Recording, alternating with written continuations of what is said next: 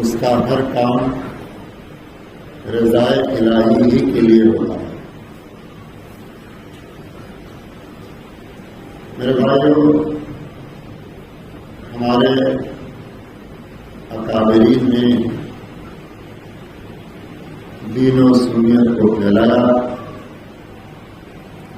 اور اپنا اپنا کام کر کے وہ دنیا سے چلے گئے۔ اس زمانے میں بھی اہل ایمان ان سے محبت کرتے تھے، ان کی تعظیم کرتے تھے، اور آج بھی اہل ایمان ان سے محبت کرتے ہیں، اور تعظیم کرتے ہیں۔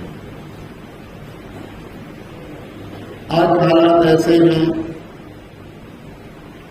کہ جہاں اپنے اعمال و کردار کی ضرورت ہوتی ہے وہاں لوگ لفاظی سے کام چلاتے ہیں۔ میرے بھائیوں، چند سال بیشتر سورت شہر کے اس آبادی میں جسے لمبایت مٹی کھاڑی کہا جاتا ہے، یہاں کی سنیت بڑی مشہور تھی، لیکن اب سورت شہر بالخصوص یہ لمبایت مٹی کھاڑی کا فساد بہت مشہور ہو گیا۔ اس وجہ سے اس مجبوری کے تحت آج منبر پر مجھے زبان کھولنے کی نوبت آئی، حالانکہ میں یہ چاہتا نہیں تھا، لیکن حالات ایسے بنا دیے گئے ہیں کہ اب مجبوراً نہ چاہتے ہوئے بھی ہمیں بولنا پڑ رہا ہے اور زبان کھولنی پڑ رہی ہے۔ لاک ڈاؤن کے پہلے آپ کو پتا ہے کہ یہاں کچھ احتجاجی پروگرام بہت دنوں تک چلا تھا، پروٹیسٹ چلا تھا NRC قانون کے خلاف، اور ان میں یہاں کے اکثر لوگ شامل تھے۔ خاص نام آ رہے تھے مولانا آفتاب صاحب قبلہ اور مولانا آصف صاحب قبلہ۔ یہ حضرات چونکہ مسلک اعلیٰ حضرت اور سنیت کا پرچار کرنے والوں میں ان کا نام بڑا روشن تھا اس لمبایت مٹی کھاڑی کی آبادی میں۔ اس پر مولانا آفتاب صاحب کی مسجد کے جو ٹرسٹی ہیں نہیں، پہلے تھے اب نہیں ہیں، مولانا غلام محمد رضا صاحب، انہوں نے فتویٰ منگوایا بریلی شریف سے، اس تعلق سے، اور اس فتوے کے تحت ان کے سوال کا جو جواب آیا اس کے تحت توبہ کرنا ضروری تھا۔ حالانکہ اس سے پہلے بھی وہاں کے جو حالات بنے تھے، اب ظاہر سی بات ہے کہ جب ایسا جہاں مجمع ہوگا وہاں ہر قسم کے لوگ آئیں گے اور ہر قسم کے لوگ شریک ہوئے اس میں۔ اس بات پر مولانا آصف صاحب اجمیر شریف ہم لوگ جا رہے تھے تو راستے میں انہوں نے وہاں کے حالات بتائے کہ کیسا مجمع ہو رہا تھا، کیسے کیسے لوگ آ رہے تھے۔ تو اس پر میں نے کہا ایسا تو نہیں ہونا چاہیے تھا، آپ بھی اس میں تھے؟ کہا ہاں، ہم نے یہ حالات دیکھے تو چلے آئے وہاں سے۔ میں نے کہا ٹھیک ہے، پھر بھی انہوں نے توبہ کی، مولانا آصف صاحب نے توبہ کی، یہ ان کا اخلاص ہے۔ اور پھر مولانا جب یہ فتویٰ آ گیا تو پھر سب لوگ مل کر کے مولانا غلام محمد رضا صاحب کے پاس گئے، ان سے ملاقات نہ ہوئی تو مولانا آفتاب صاحب نے خواجہ جانا کی بارگاہ میں علماء کی موجودگی میں توبہ کی۔ اچھا، اب ان کی طرف سے مطالبہ یہ تھا کہ اعلانیہ توبہ ہونا چاہیے، اور میں نے بھی یہ کہا کہ چونکہ سب معاملات اعلانیہ تھے تو آپ لوگ اعلانیہ توبہ کر لیجیے۔ ان لوگوں نے کہا کہ دیکھو توبہ ہم نے کر لیا، توبہ کرنے میں کوئی برز نہیں ہے، مگر آپ ابھی جس شخص نے آواز اٹھائی ہے اگر ہم توبہ کر لیتے تو پتہ بات یہ چلے گا دیکھو مولویوں کو ہم نے توبہ کرا لی، تو اس لیے ہم جو ہے ایسا نہیں کر رہے ہیں۔ بہت کوشش کی مگر وہ لوگ اس بات پر راضی نہیں ہوئے۔ 3 سال کے بعد مدرسہ حسینیہ کے اراکین نے اس بات کی کوشش کی کہ علماء الگ تھلگ ہو گئے ہیں، حالات بگڑے جا رہے ہیں۔ ہمارے ایک ٹرسٹی نے تو مولانا آصف اور مولانا آفتاب کے سامنے دہاڑے مار کر کے رو دیا کہ آپ لوگ جو ہے وہ سنیت کی بقا کے لیے اور تحفظ مسلک اعلیٰ حضرت کے لیے جو ہے وہ آپ لوگ اتفاق و اتحاد کر لیجیے، اور اسی بنیاد پر جو ہے کیا کہتے ہیں کہ جو اختلاف ہے یہ ختم ہو جائے گا، سب متحد ہو جائیں گے۔ تو جو ہے ان لوگوں نے جب یہ دیکھا تو کہا بھائی سنیت کے لیے تو ہماری جان قربان ہے، اور ایک اپنے بھائی کو راضی خوش کرنے کے لیے، دوسرے سنیت کی ترقی کے لیے جہاں کہو وہاں توبہ کر لیں۔ سید عبد القادر جیلانی صاحب سے گفتگو، انہوں نے کہا بمبئی آ جاؤ، حاجی علی مسجد میں مفتی محمود اختر صاحب کے سامنے وہیں ہو جائے گی توبہ۔ مولانا غلام احمد رضا صاحب سے میں نے کہا کہ بھائی ایسی ایسی بات ہے، تو انہوں نے کہا کہ میں مولانا آفتاب کے خلاف ایک لگژری بھر کے گواہ لے کر جاؤں گا۔ تو میں نے کہا بھائی لگژری بھر کے وہاں گواہ لے جانے کی کیا ضرورت ہے، جب وہ لوگ تمہارے فتوے کے تحت جو تم فتویٰ منگائے ہو اسی کے تحت بلا کسی شرط کے، بلا کسی چونو چرا کے توبہ کرنے کو تیار ہے، تو اس میں گواہوں کی کیا ضرورت ہے؟ چونکہ لاک ڈاؤن کے ایک دن پہلے ختم قادریہ کی محفل ہوئی تھی، اس میں میں بھی تھا، اور اسی مجلس میں توبہ کے تعلق سے گفتگو ہوئی تھی، جس میں مولانا غلام احمد رضا صاحب اور جو ہے وہ مولانا آفتاب صاحب، مولانا آصف صاحب اور کچھ حضرات تھے۔ قریب 1-1.5 گھنٹے یہ مجلس چلی تھی، گفتگو ہوئی تھی، وہ ساری ریکارڈنگ ان کے پاس تھی، تو وہ ریکارڈنگ اور وہ یادداشت اپنی لے کر گئے۔ یہ 3 سال تو ہو ہی گیا، 2020 میں لگا تھا نا لاک ڈاؤن، اس کے 1 دن پہلے کی بات ہے جہاں تک مجھے یاد ہے، 1 دن یا 2 دن پہلے، بہرحال اس کے پہلے ہی کی بات ہے۔ وہاں گئے تو وہاں یہ تھا کہ توبہ کرنی ہے، جیلانی میاں صاحب تھے، مفتی محمود اختر صاحب تھے، اور جو ہے وہ یہ ہوا کہ توبہ کرنی، تو انہوں نے وہ سارا مدعا چھڑ دیا۔ وہ میٹنگ والا جو 1-1.5 گھنٹے چلی تھی میٹنگ، اور اس میں جو ہے وہ مولانا آفتاب صاحب کو بہت کچھ بولنے لگے، اور وہاں کی دلیلیں، میٹنگ میں ایسا ہوا، یہ باتیں ہوئی، وہ باتیں ہوئی، ایسا کہا ویسا کہا۔ ایک بات کو لے کر کے میری طرف مخاطب ہوئے کہ پوچھیے ان سے ایسی بات ہوئی تھی کہ نہیں ہوئی تھی؟ تو بھائی ایک تو 3 سال پرانی بات، دوسرے 1.5 گھنٹے گفتگو چلی تھی، آپ کے پاس ریکارڈنگ ہے، آپ سن کے آئے ہوں، میں تو سن کے نہیں آیا ہوں نا، اور میں تو ایک مریض آدمی ہوں، آپ لوگ جانتے ہیں۔ میں نے کہا کہ بھائی مجھے یاد نہیں ہے، جو بات انہوں نے پوچھی میرے ذہن میں نہیں تھی وہ بات، میں نے کہا مجھے یاد نہیں۔ اس بات کو لے کر میرے تعلق سے وہاں سے آنے کے بعد جو ہے وہ یہ بات پھیلائی جا رہی کہ یہ آدمی جھوٹا ہے، جھوٹ بولتا ہے، اس کے پیچھے نماز نہیں۔ بہت لوگوں نے نماز پڑھنا چھوڑ دیا، جو دور دور سے آتے تھے، جن کی نماز کہیں نہیں ہوتی تھی، وہ یہاں آتے تھے۔ اب انہوں نے بھی آنا بند کر دیا، تو مجھے اس کی کوئی پرواہ نہیں ہے۔ الحمدللہ وہ مسجد کا حجرہ تھا جہاں یہ گفتگو ہو رہی تھی، اور یہ مسجد کا ممبر ہے۔ ہم وہاں بھی کہہ رہے تھے ہم کو یاد نہیں ہے، ہم یہاں بھی کہہ رہے ہیں ہمیں یاد نہیں ہے۔ بات سمجھ رہے ہو؟ اب آپ سے میں یہ پوچھوں گا کہ اگر کوئی بات آپ بھول جائیں، ذہن میں نہ رہے، آپ سے پوچھا جائے اور آپ کہہ دیں مجھے یاد نہیں، تو کیا اسی چیز کا نام جھوٹ ہے؟ بولو، آپ میرے پیچھے نماز پڑھتے ہو، کیا اسی چیز کا نام جھوٹ ہے؟ بولو آپ، ہے نا؟ اچھا، اور اگر اس چیز کا نام جھوٹ نہیں ہے تو جو پھیلایا جا رہا ہے وہ جھوٹ ہوگا کہ نہیں ہوگا؟ ہے کہ نہیں؟ اچھا، یہ بہت دنوں کی بات ہو گئی، لیکن ہم نے کوئی آواز نہیں اٹھائی۔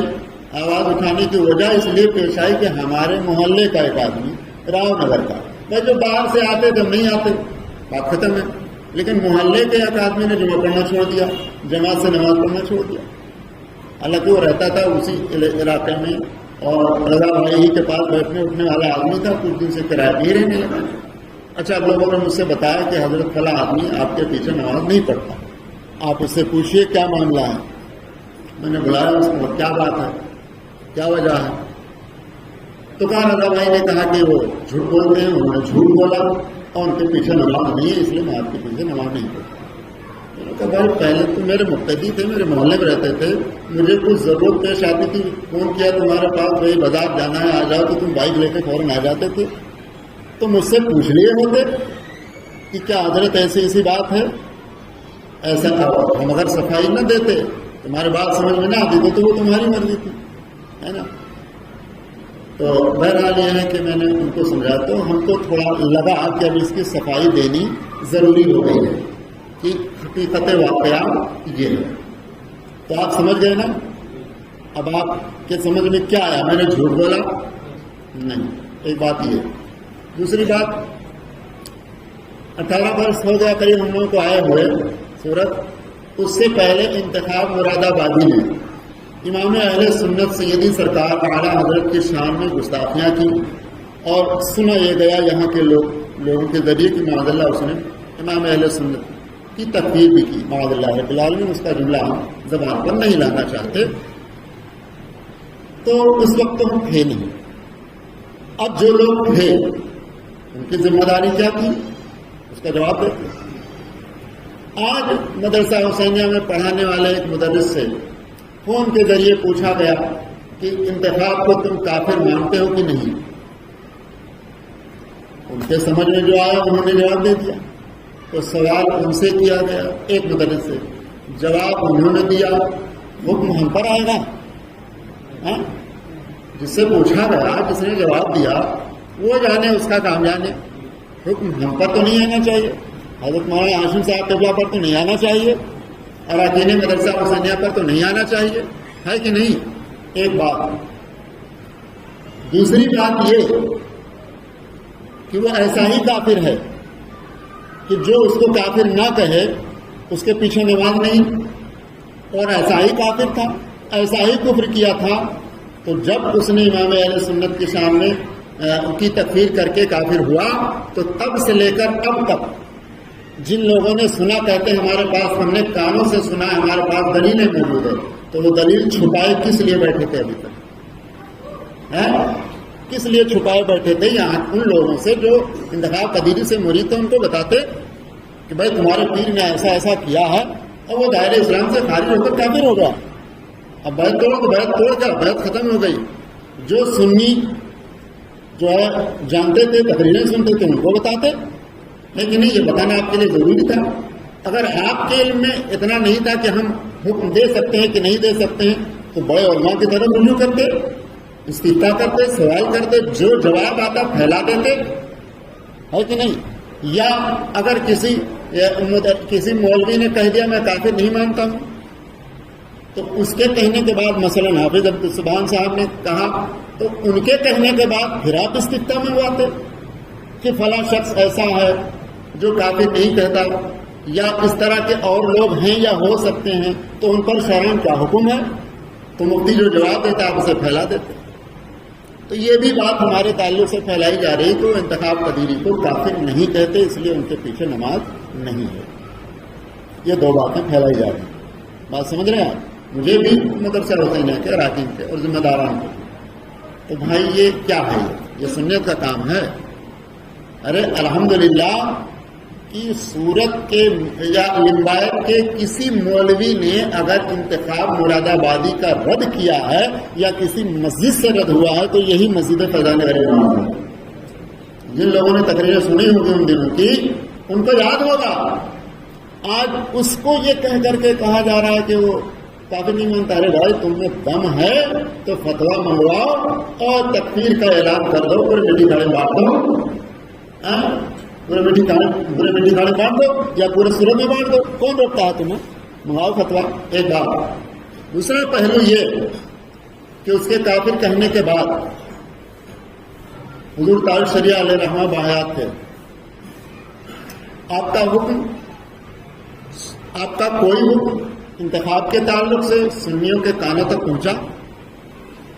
ایک ہماری جماعت کے بہت بڑے عالم آج بھی موجود ہیں، محدث کبیر علامہ ضیاء المصطفیٰ صاحب قبلہ امجدی آج بھی موجود ہیں، ان کا فتویٰ آپ لوگوں کے گوش گزار ہوا۔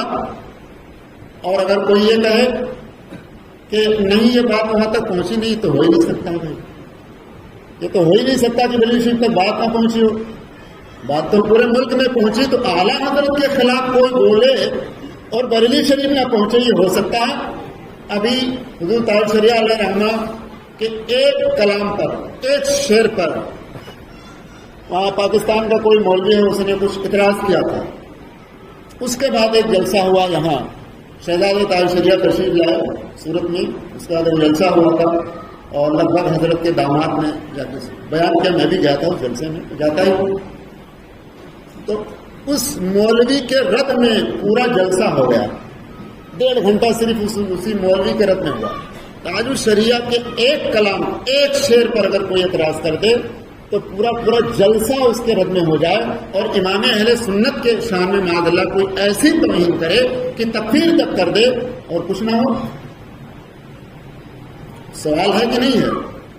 تو بھائی یہ کہ اس غریب کو کہے، اس غریب کے پیچھے کہے پڑے ہو، میں کوئی مفتی تو نہیں ہوں، نہ میرے سامنے وہ مسئلہ ہوا تھا اور نہ میں آج مفتی ہوں کہ آج آ کر کے اس کے مسئلے کو میرے سامنے بیان کروں. اچھا دوسری بات یہ ہے کہ مجھ سے پوچھا بھی نہیں کسی نے کہ تم اس کو مانتے کیا ہو، پوچھا بھی نہیں، بن پوچھے اعلان ہو رہا ہے، بن پوچھے اعلان ہو رہا ہے. یہ افسوس کی بات، تعجب کی بات ہے کہ نہیں؟ اچھا چلو یہاں تک بات ہو گئی. ابھی ایک ریکارڈنگ نشر ہوئی، اس لیے میں نے کہا کہ ابھی ریکارڈ کر لو. ایک ریکارڈنگ نشر ہوئی جس تعلق سے وہ ایک قادری مشن ہے جس کے بانی مولانا ذاکر رضا صاحب ہیں.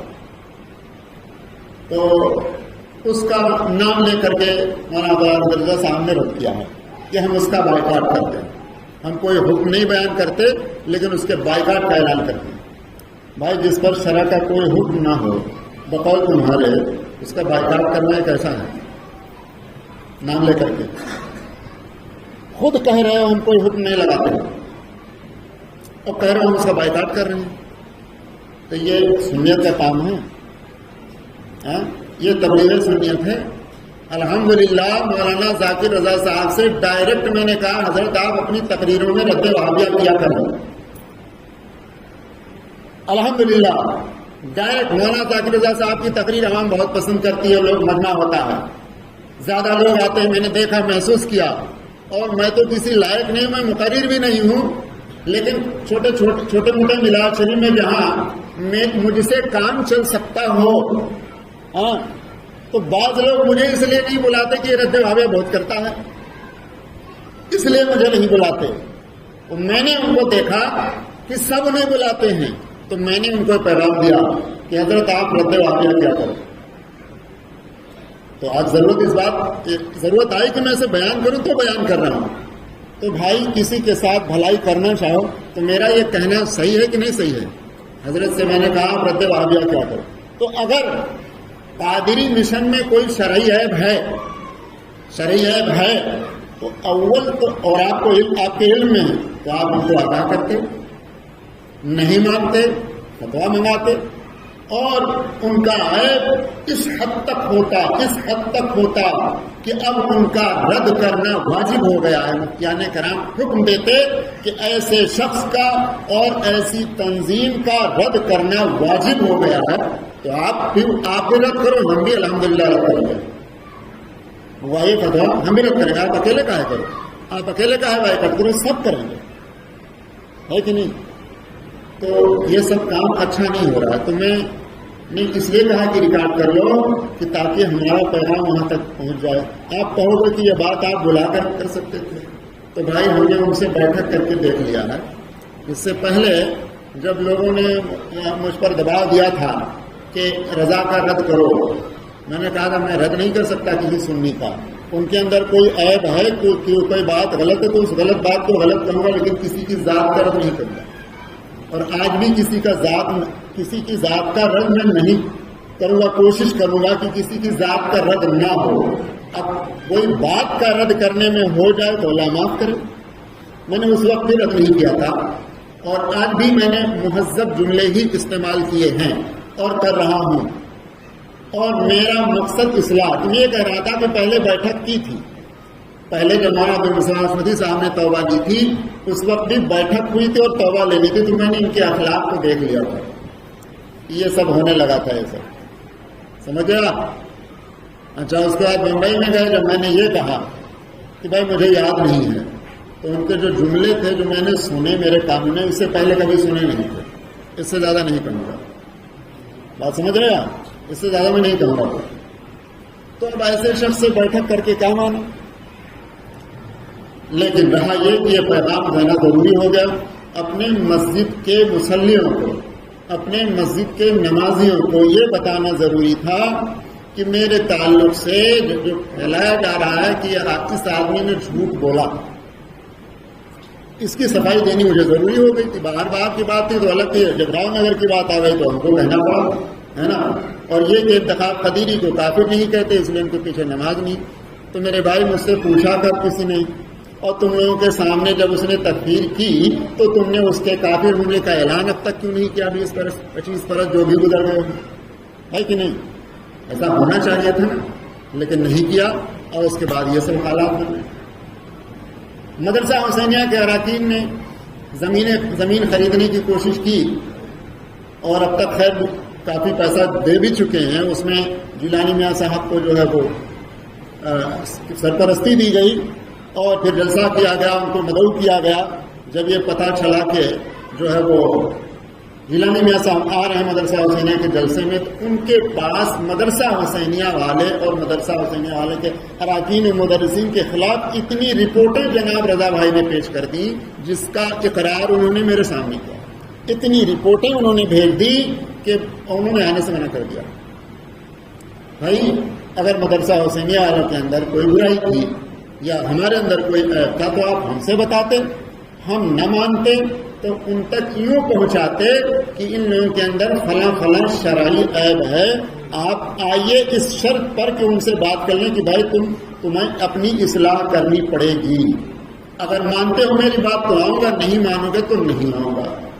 مگر رپورٹ پر رپورٹ، ارے ہم صفائی دیتے دیتے تھک گئے، ہے نا؟ تو بھائیو یہ اصلاح ہے؟ ایسے بندے سے اصلاح ہو سکتی ہے یا ایسا بندہ اصلاحی کام کر رہا ہے؟ بولو آپ، یہ اصلاحی کام ہے؟ نہیں۔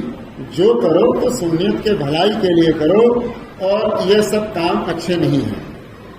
تو اور بہت باتیں تھیں جو میرے ذہن میں نہیں رہی، لیکن یہ دو باتیں جو مجھے خاص طور سے صفائی دینی تھی وہ میں صفائی دے چکا ہوں۔ ہاں ایک بات اور کہ جب یہ ہو گیا کہ بھائی بقول ان کے میں نے جھوٹ بولا، اس کے بعد توبہ ہوئی، تو اس میں مولانا آفتاب صاحب، مولانا آصف صاحب اور میں نے بھی سب نے توبہ، اور ایسی توبہ نہیں کہ ارے کفر شرک سب چیز سے توبہ کروایا۔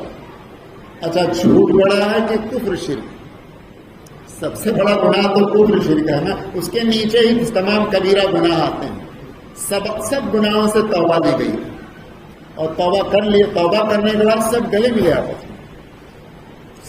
آپس میں، مولانا غلام مدرس صاحب بھی ہم سے ملے، ہم ان سے ملے، آفتاب صاحب ان سے ملے، وہ ان سے ملے، آصف صاحب ان سے ملے، سب ایک دوسرے سے گلے ملے۔ اور ملنے کے بعد جب یہاں سورت پہنچے تو وہ مولانا آفتاب اور آصف صاحب جو مجھ سے کہہ رہے تھے کہ تم زبردستی نہ کرو ہم لوگوں کے ساتھ، اس لیے کہ اگر ہم توبہ کریں گے ان کے کہنے پر تو بعد میں یہ جناب یہی کہیں گے دیکھو مولویوں کو میں نے جھکا لیا۔ تو اس وقت میں ان کی بات نہیں مان رہا، لیکن جب بمبئی سے لوٹ کر کے آئے تب موبائل میں نشر کیا گیا کہ علاقہ کسی کا ہو دھماکہ رضا کا ہے۔ بات وہی آئی نا، علاقہ کسی کا ہو دھماکہ رضا کا۔ بات وہی لوٹ کر کے آئے کہ دیکھو جھکا لیا کہ نہیں جھکا لیا، جو چاہا منوا لیا کہ نہیں منوا لیا۔ میں نے کہا جانے دو اپنا اپنا نظریہ، یہی وجہ ہے کہ بعد توبہ بھی میل ملاپ ہو نہیں پایا۔ اللہ واسطے اگر توبہ لیے ہوتے تو یہ سب فتنہ توبہ کرنے کے بعد نہیں ہوتا۔ اللہ واسطے اگر توبہ لیے ہوتے تو بعد توبہ یہ سب فتنوں کا ظہور نہیں ہوتا۔ اچھا وہاں سے آنے کے بعد مولانا آصف صاحب کو مجھے چھوڑ دیا گیا، آفتاب صاحب کو چھوڑ دیا گیا۔ توبہ کے بعد اب دونوں کو چھوڑ دیا گیا، پہلے صرف مجھے پکڑے ہوئے تھے، اب دونوں کو چھوڑ دیا، اور چھوڑ کر مولانا آصف صاحب کو رضی صاحب کے قبر کے پاس کچھ مجلس تھی، کوئی محفل تھی، وہاں ان کو بلا کر تقریر کروائی گئی مولانا آصف صاحب کو۔ تو میں نے کہا چلو ٹھیک ہے، ہم دونوں کو چھوڑ کر ان کو بلایا گیا ہے، کئی دن کے لیے یہ رہیں گے وہاں، یہ تو بھائی پتہ نہیں ہے۔ اب یہ محسوس کر رہا ہوں کہ شاید پھر وہ دور کر دیے گئے، کس وجہ سے دور کر دیے گئے ہیں یا دور ہو گئے ہیں، مجھے اس بات کا ابھی صحیح اندازہ نہیں ہے، اور اگر ایسا نہ ہو تو بہتر ہے۔ تو میرے بھائی ایسی باتوں پر آپ کام نہ تھا۔ اگر ایسی کوئی بات کسی عالم کے تعلق سے یا آپ جس کے پیچھے نماز پڑھتے ہیں اگر کچھ سنیں تو ڈائریکٹ آپ پوچھ لیں، اگر آپ کو تسلی ہو جائے تو ٹھیک ہے، نہیں تسلی ہوتی ہے تو آپ کسی عالم کی طرف رجوع کریں، ہے نا۔ تو یہ بات بتانا ضروری تھا، اور میرا یہ پیغام جو ہے وہ وہاں تک پہنچ جائے گا، اور میں اس امید پر یہ پہنچا رہا ہوں کہ اللہ ان کو ہدایت دے اور ان کی اصلاح فرمائے، اور یہ جو فساد برپا ہے یہ فساد ختم ہو جائے، اور اہل سنت والجماعت آپس میں شیر و شکر ہو کر کے رہیں، چاہے علماء ہوں اور چاہے عوام ہوں۔ اور اگر اس کے بعد بھی وہ فتنے ہی پر آمادہ ہیں، فساد پر ہی آمادہ ہیں، تو میں اس معاملے کو آج 17 تاریخ ہے ربیع الاخر کی، اور ایک روایت کے مطابق غوث اعظم کی آج وصال کی تاریخ ہے نا، تو میں اس معاملے کو غوث اعظم کے حوالے کرتا ہوں، بس اس کے آگے کچھ نہیں۔ کرو شریف پڑھنا، اللہم صلی علی سیدنا شفیعنا حبیبنا مولانا محمد مالک الکرم وعلی اکرام بھی کریم علیہ وآلہ وسلم، صلاۃ و سلام علیک یا رسول اللہ صلی اللہ علیہ وسلم۔ میرے بھائی، کتابیں پڑھ لینا اور بات ہے، دین کی سمجھ ہو جانا یہ دوسری چیز ہے۔ حضرت مولانا ہاشم صاحب قبلہ کو اللہ جزائے خیر دے، انہوں نے اپنی تقریر میں جو مدرسہ حسینیہ کے پاس ہوئی تھی، امام اہل سنت سیدی سرکار اعلیٰ حضرت کا ایک فتویٰ مبارکہ اپنے تقریر میں بیان کیا تھا کہ احمد آباد کے ایک عالم نے دوسرے عالم پر حکم کفر لگا دیا۔ کسی بات پر کوئی بات ان کے سامنے تھی، زیادہ تفصیل میں نہیں، وہ فتویٰ میں نہیں سنا رہا ہوں، مفہوم سنا رہا ہوں۔ حکم کفر لگا دیا ایک عالم نے دوسرے عالم پر۔ اچھا، موٹی موٹی بات کیا ہے؟ لوگوں نے کیا سمجھا ہے؟ اگر کسی نے کسی کو کافر کہا اور وہ کافر نہیں ہے تو کفر پلٹ جائے گا، یہ تو سمجھایا جا رہا ہے نا۔ اچھا، اب یہ فتویٰ امام اہل سنت سیدی سرکار اعلیٰ حضرت کی بارگاہ میں پہنچا، جو ایک عالم نے دوسرے عالم کو پر لگایا تھا۔ امام اہل سنت نے دونوں کو طلب فرمایا اور فرمایا کہ آپ کا یہ الزام صحیح نہیں ہے، آپ کا یہ فتویٰ درست نہیں ہے، آپ نے جو ان پر حکم کفر لگایا ہے یہ ٹھیک نہیں ہے۔ کبھی موقع پڑا تو مولانا ہاشم صاحب اللہ بیان کر دیں گے انشاءاللہ، تو وضاحت سے بیان کر دیں گے۔ تمہارا یہ حکم لگانا درست نہیں ہے، تو درست نہیں ہے، ٹھیک ہے، نہ ان پر کوئی حکم نہ ان پر کوئی حکم۔ آپ سوچو ذرا، ان سے توبہ نہیں لی کہ تم نے ان پر حکم کفر لگایا تو تم کافر ہو گئے، چلو ان پر حکم نہیں تھا ٹھیک ہے، لیکن امام اہل سنت نے اس عالم کے تعلق سے جنہوں نے حکم لگایا تھا ان سے یہ نہیں فرمایا کہ تم نے ان پر بغیر جو ہے ان پر کفر نہ تھا اور تم نے ان پر حکم کفر لگایا تو تم کافر ہو گئے۔ امام اہل سنت نے یہ حکم نہ لگایا، مگر یہاں تو جناب یہ ہے کہ چھوٹے 4 دن کے نمازی بن گئے، لمبا کرتا پاجامہ پہن لیا اور اونچی ٹوپی لگا لی، اور کیا کہتے ہیں کہ 12 بلوغ شریف اور 11ویں شریف کو وہ بڑا شملے والا امامہ باندھ لیا، مفتی بنے پھرتے ہیں۔ فلاں نے فلاں کو کافر نہیں کہا تو کافر ہو گیا، فلاں نے فلاں کو کافر نہیں کہا تو کافر ہو گیا۔